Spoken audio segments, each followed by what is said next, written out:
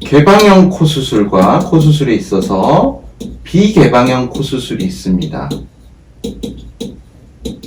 이거에 대해서 잘 구분이 안 가시는 분들이 있는데요.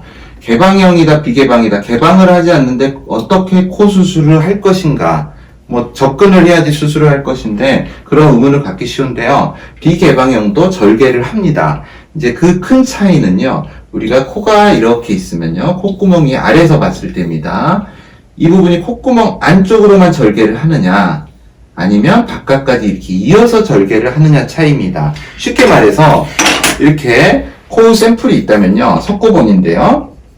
코가 이렇게 생겼죠? 이렇게 아래에서 봤을 때, 이 안쪽만 절개를 이렇게 했을 때, 안쪽으로 해서 절개를 했을 때, 이게 비개방형입니다. 그런데 이 앞에, 이거를 비주라고 합니다. 이 부분이죠. 이 부분을 비주라고 하는데요. 이 비주를 연결해서 수술을 했을 때, 개방형 쌍꺼풀입니다.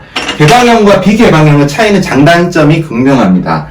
개방형을 선호하시는 선생님들도 있고 비개방형을 선호하시는 선생님도 있는데, 저 경우에는 한 8대2 정도로 비개방을 선호하는 편입니다. 하지만 코 재수술 시에나 또 코끝이 뭉툭한 경우, 코끝에 손을 많이 대야 되는 경우는 개방형을 선택합니다. 당연히 상식적으로 이 부분을 보면서 수술하는 것과 보지 않고 수술하는 것, 상상을 하면서 수술하는 것은 좀 다르겠죠. 근데 코끝에 살이 많다거나 코끝의 모양이 적절하지 않을 때, 코끝에 손을 많이 대야 될 때는 개방을 해서 열어서 직접 보고 수술을 하는 게 올바르겠죠. 그래서 개방형의 장점은요, 보고 수술할 수 있는 거예요. 개방형의 단점은 앞부분에 흉이 남는다입니다. 실제로 이 흉은 크게 문제되지는 않습니다. 거의 보이지 않습니다. 제대로 봉합만 잘하면은 이런데 흉이 전혀 문제가 되지 않는데요. 일부에서 봉합을 좀 잘 못했을 경우에 이런 데가 막 두꺼워진다거나 이 흉이 함몰처럼 돼서 굉장히 보기 안 좋은 흉으로 남는 경우가 있습니다.